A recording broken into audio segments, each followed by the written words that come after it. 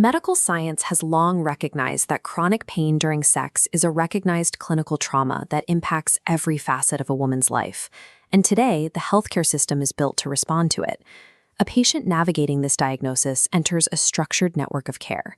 They see specialized gynecologists, attend pelvic floor physical therapy, and work with therapists who understand the grueling psychological toll of sexual dysfunction.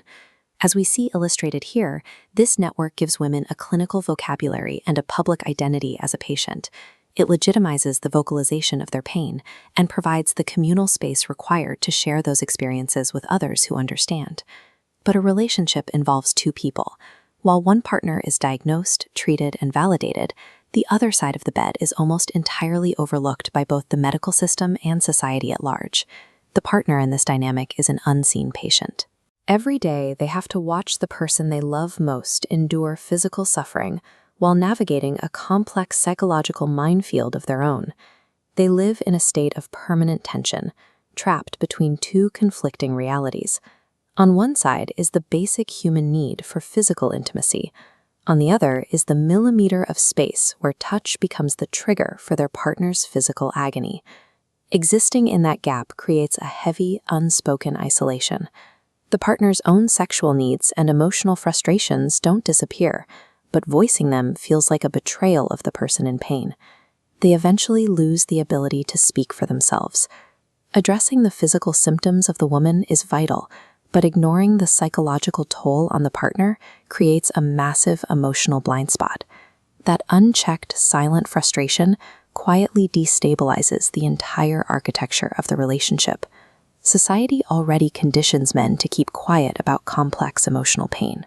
When that pain is tied to sexual frustration and a partner's medical condition, the silence is absolute. Beneath that silence, a toxic emotional cocktail starts to ferment. It is a daily mix of unvoiced anger, feelings of physical rejection, paralyzing guilt for having sexual desires at all, and a quiet crisis of masculinity. Look at this drawing from a clinical setting. A sealed jar labeled "My Feelings, Do Not Open." Without a designated safe space or even the vocabulary to articulate these conflicting emotions, the partner ruthlessly suppresses everything. They internalize a quiet sense of failure. They feel unable to fix their partner's pain and simultaneously unable to function as a fulfilled sexual being. Human psychology operates on basic mechanical principles. When emotional expression is completely locked down, the pressure doesn't dissipate. It inevitably seeks a destructive release valve.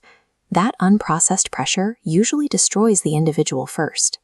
To numb the constant feelings of rejection and guilt, partners often retreat into solitary, addictive behaviors, escalating pornography use, compulsive overworking, or substance abuse. A dark internal monologue takes over. They begin to harbor bitter thoughts like, "I am wasting the best years of my life," causing their self-worth to plummet. Then that individual decay spills out, bringing the couple's shared life to a complete halt, like the massive fallen tree blocking the road here.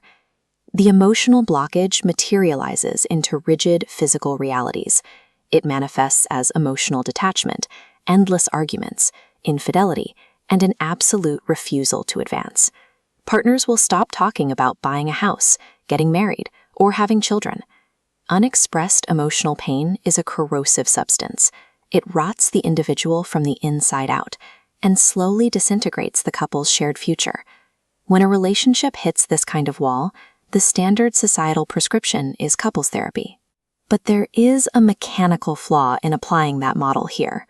A partner cannot safely express raw, ugly frustrations about sexual deprivation while sitting 2 feet away from the woman suffering from chronic physical pain.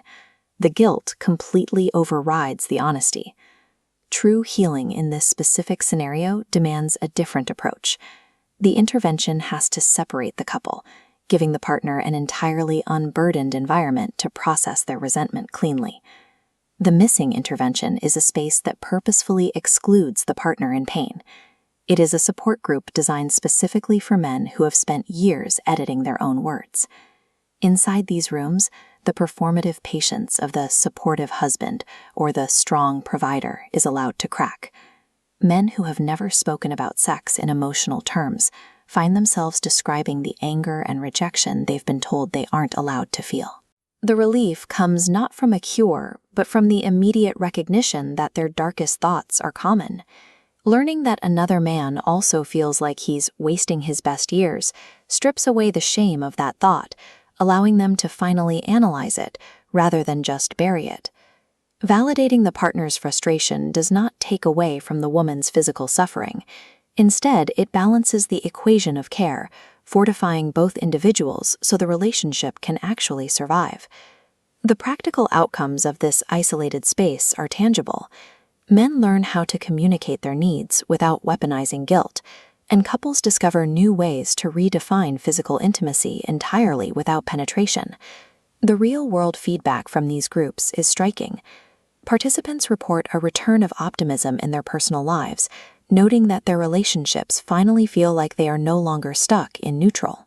Allowing a man to prioritize his own grief and sexual frustration outside the home creates a shift in the couple's dynamic. By finally exhausting his own resentment in a safe environment, he regains the emotional bandwidth required to hear his partner's experience without feeling personally attacked.